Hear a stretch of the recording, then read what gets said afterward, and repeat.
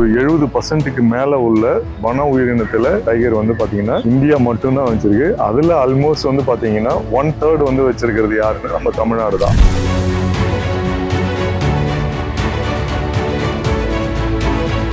அந்த தாவரமும் அந்த காடும் உற்பத்தி பண்ணிக்கிட்டே இருந்தாதான் நமக்கு தேவையான ஆக்சிஜனும் சரி, தட்பவெப்ப நிலையும் சீதோஷணமும் வந்து இருக்கும். இல்லைன்னா திடீர்னு வந்து பாத்தீங்கன்னா நமக்கு நிறைய ஹீட்டும், மழை பெய்ய வேண்டிய காலங்களில் மழை பெய்யாம போகிறது.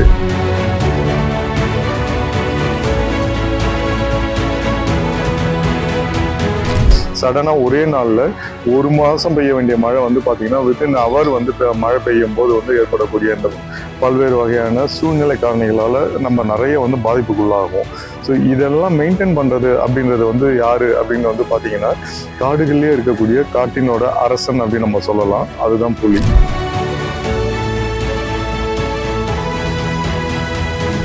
வணக்கம். என்னோட பெயர் வந்து பாத்தீங்கன்னா குமரகுரு, டாக்டர் ஏ குமரகுரு. நான் வந்து பார்த்தீங்கன்னா கடந்த 25 ஆண்டுகளாக வந்து பார்த்தீங்கன்னா தமிழகம் மற்றும் இந்திய அளவில் உள்ள புலிகள் மற்றும் பல்வேறு சரணாலயங்களில் வந்து பார்த்தீங்கன்னா பாதுகாக்கப்பட்ட வனப்பகுதிகளில் புலிகளை பற்றியான ஆராய்ச்சியும் பல்வேறு வகையான ஆராய்ச்சிகளும் நான் மேற்கொண்டுட்டு வந்துட்டுருக்கேன். இதில் வந்து புலிகள் வந்து என்னோட ஸ்பெஷல் சப்ஜெக்ட். ஏன்னா புலிகள் வந்து பார்த்தீங்கன்னா கடந்த 25 ஆண்டு காலமாக வந்து பார்த்தீங்கன்னா என்னோட கோர் சப்ஜெக்டே வந்து புலிகள் ஆராய்ச்சி தான். ஸோ அதில் புலிகளோட வெவ்வேறு வகையான ஆராய்ச்சிகளில் வந்து ஈடுபட்டு வந்துட்டுருக்கேன். ஸோ இப்போ தமிழ்நாட்டில் புலிகள் பாதுகாப்பு அவசியம். அந்த புலிகளை பாதுகாப்பதில் மக்களுக்கு என்ன நன்மை ஏற்பட போகிறது?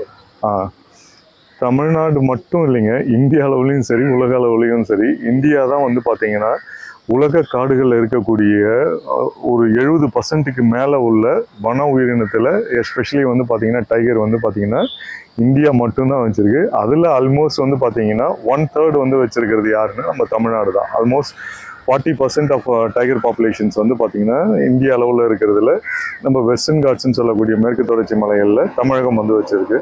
ஸோ புலிகளால் நிறைய பயன்கள் என்ன, இன்னைக்கு நம்ம காலநிலை மாற்றம் அப்படின்னு ஒரு வார்த்தை சொல்லுவோம். ஸோ கிளைமேட் சேஞ்ச் அப்படின்றது வந்து பார்த்தீங்கன்னா ஒரு பெரிய இன்னைக்கு ஒரு விவாத பொருளாக இருக்குது. ஸோ இந்த கிளைமேட் சேஞ்ச், டைகர் கன்சர்வேஷன் இது எல்லாமே வந்து பார்த்தீங்கன்னா ஒன்னோட ஒன்று தொடர்புடையதாங்க. ஸோ ஏன்னா காலநிலை மாற்றத்துக்கு வந்து முக்கியமான காரணம் வந்து பார்த்தீங்கன்னா காடுகளில் இருக்கக்கூடிய மரம், செடி, கொடி, அந்த தாவரங்கள், அந்த தாவரத்தை ஒன்று வாழக்கூடிய தாவர உயிரினங்கள், இதை மாதிரி ஒன்னோட ஒன்று எல்லாமே கனெக்டாக இருக்கக்கூடியது தான். ஸோ அப்போது அந்த தாவரமும் அந்த காடும் உற்பத்தி பண்ணிக்கிட்டே இருந்தால் தான் நமக்கு தேவையான ஆக்சிஜனும் சரி, அதே நேரத்தில் வந்து பார்த்தீங்கன்னா நமக்கு தேவையான சரியான வந்து தட்பவெப்ப நிலையும் சீதோஷணமும் வந்து இருக்கும். இல்லைன்னா திடீர்னு வந்து பார்த்தீங்கன்னா நமக்கு நிறைய ஹீட்டும், மழை பெய்ய வேண்டிய காலங்களில் மழை பெய்யாமல் போகிறது. இல்லைன்னா கிளவுட் பஸ்டிங் சொல்லக்கூடிய சடனாக ஒரே நாளில் ஒரு மாதம் பெய்ய வேண்டிய மழை வந்து பார்த்தீங்கன்னா வித்தின் அவர் வந்து மழை பெய்யும் போது வந்து ஏற்படக்கூடிய இந்த பல்வேறு வகையான சூழ்நிலை காரணிகளால் நம்ம நிறைய வந்து பாதிப்புக்குள்ளாகும். ஸோ இதெல்லாம் மெயின்டைன் பண்ணுறது அப்படின்றது வந்து யாரு அப்படின்னு வந்து பார்த்தீங்கன்னா காடுகள்லேயே இருக்கக்கூடிய காட்டினோட அரசன் அப்படின்னு நம்ம சொல்லலாம். அதுதான் புலி. ஸோ அதனால தான் புலிகளை வந்து கட்டாயம் பாதுகாக்கணும் அப்படின்னு நம்ம சொல்லுவோம். சார், ஒவ்வொரு புலியும் தனித்தனியாக எவ்வாறு வந்து அடையாளம் காட்டுறீங்க? அது எப்படி? நல்ல கேள்வி அது. புலிகள் அடையாளம் காண்றதுக்கு வந்து பல்வேறு வழிமுறைகள் இருக்கு. இப்போ ரீசெண்டாக வந்து பார்த்தீங்கன்னா லாஸ்ட் 10 இயர்ஸாக வந்து நாங்கள் ஃபாலோ பண்ணுறது வந்து பார்த்தீங்கன்னா இந்திய அளவுலையும் சரி, தமிழக அளவுலையும் டபுள் கவுண்டிங் மெத்தட்னு சொல்லுவாங்க. 2 மெத்தடில் வந்து கிராஸ் செக் பண்ணிக்கிறோம். ஒன்று வந்து பார்த்தீங்கன்னா கேமரா ட்ராப் மெத்தட். 2 பக்கமும் வந்து ரோடோட சைடில் புலியோட 2 சைடும் வந்து கேமரா ட்ராப்பில் வந்து அந்த வரிகள் வந்து பதியும். அதே நேரத்தில் அந்த ரோட்டில் சென்சாரோட ஃபிக்ஸ் பண்ணிடுவாங்க. எந்த ஒரு புலியோ இல்லை வேற எந்த ஒரு உயிரினம் கிராஸ் ஆனாலும் அது ஆட்டோமேட்டிக்காக வந்து ஃபோட்டோ எடுக்கும். ஸோ அப்படி எடுக்கும்போது வந்து பார்த்தீங்கன்னா ஒரே புலி பல்வேறு கேமராவை கிராஸ் பண்ணி போகும்போது நம்ம அந்த வரிகளை வச்சு வந்து வரிகளோடவும் நெத்தியில் இருக்கக்கூடிய கோடுகளின் எண்ணிக்கையும் அதோட வரிகளின் எண்ணிக்கையும், இன்னும் சொல்ல போனால் மீசைகளில் இருக்கக்கூடிய முடிகளோட எண்ணிக்கை கூட இன்னும் துல்லியமாக நம்ம கண்டுபிடிக்கலாம். அதை வச்சு கவுண்ட் பண்ணுறது ஒரு மெத்தடு. இன்னொரு மெத்தட் வந்து பார்த்தீங்கன்னா நம்ம குழந்தைகள் இந்த இதுக்கெல்லாம் வந்து பார்த்தீங்கன்னா மரபணு சோதனைன்னு ஒன்று சொல்லுவாங்க. டிஎன்ஏ ஃபிங்கர் பிரிண்டிங்ன்றது. டிஎன்ஏ ஃபிங்கர் பிரிண்டிங்ன்றது வேறு எதுவும் இல்லை, வன உயிரினங்கள் இருக்கக்கூடிய ஒரு புலிகளுக்கும் எப்படி நம்மளோட கைரேகை ஒரு ஆளுக்கு இருக்கிறது இன்னொரு ஆளுக்கு இருக்காதோ அதே மாதிரி தான் வந்து புலிகளுக்கும் அதோட டிஎன்ஏ வந்து ஒரு டைகருக்கு உள்ளது இன்னொரு டைகருக்கு சேம் டிஎன்ஏ இருக்கவே இருக்காது.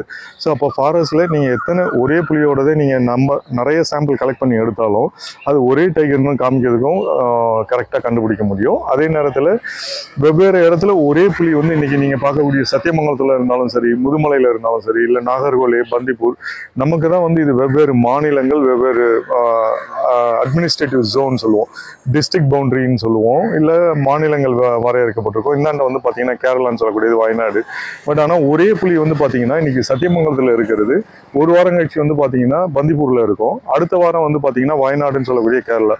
ஸோ 3 ஸ்டேட்டுக்கும் இன்டர் ஸ்டேட்டுக்கும் கனெக்ட் பண்ணுறது வந்து பார்த்தீங்கன்னா இந்த வனத்தில் இருக்கக்கூடிய ஒரே புலி தான் அப்படின்றத இந்த டிஎன்ஏ ஃபிங்கர் பிரிண்ட் மெத்தடில் ஈஸியாக நம்ம கண்டுபிடிச்சிட முடியும்.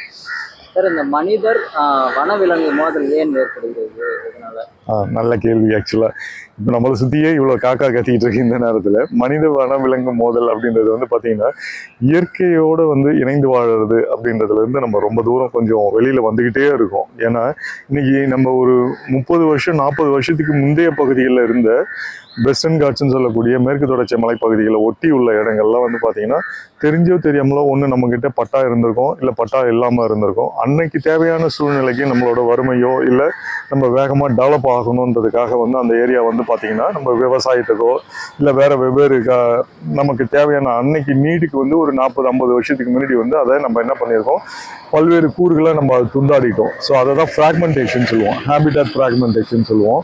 அப்படி இருக்கக்கூடிய வனங்கள் வந்து இன்னைக்கு மேய்ச்சலுக்காகவும், யானைகள் வந்து பார்த்தீங்கன்னா மலை முகடில் மட்டுமே நடந்து போக முடியாது, யானைகள் நடந்து போகிறதுக்கு தேவையான பாதைகளும் இருக்கணும். அதே மாதிரி தான் இப்போ யானைன்னு இல்லை, எந்த ஒரு உயிரினமும் நடந்து போகிறதுக்கு தேவையான பாதைகள் வந்து ரொம்ப ரொம்ப இம்பார்ட்டன்ட். அதே மாதிரி அதோட வாழிடம்ன்றது வந்து ரொம்ப இம்பார்ட்டன்ட். ஏன்னா வந்து ஒரு சாதாரணமாக சரியான அளவில் வந்து புலி வந்து பார்த்தீங்கன்னா ப்ரேன்னு சொல்லக்கூடிய அதோட மானோ இல்லை எந்தெந்த அதோட என்ன சொல்றது அதோட ஊன்னிகள்னு சொல்லக்கூடிய எதெல்லாம் வந்து புள்ளிமான், கடமான், சருகுமான் இதை மாதிரி மானினங்களோ இல்லை காட்டு எருதோ இதை மாதிரி அதோட வேட்டையாடிகள் எதெல்லாம் இருக்கணுமோ அது இருக்கணும்னா அந்த ஹேபிட்டேட்டுக்குள்ளார இருக்கணும், அதோட வாழ்விடத்துக்குள்ளார இருக்கணும். அதோட வாழ்விடத்துக்குள்ளார இருந்தாதான் அது வந்து என்ன ஆகும், நமக்கு தேவையான போது அதை போய் வந்து ஹண்ட் பண்ணி அதை சாப்பிட்டுக்க முடியும்.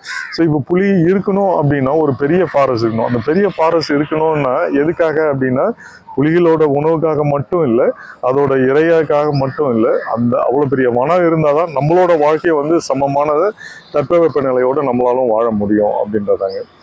சரி, ஒரு வனப்பகுதியை இந்த புலிகள் காப்பகம் என்று அது அறிவிக்க என்னென்ன தகுதிகள் இருக்கு அந்த வனத்துக்கு, அது நடைமுறை எப்படி இருக்கும்? நல்ல கொஷின்ஸ். புலிகள் சரணாலயமாக ஒரு ஏரியாவை அறிவிக்கணும்னா முதல்ல வந்து நமக்கு தேவை வந்து 2 விஷயம்.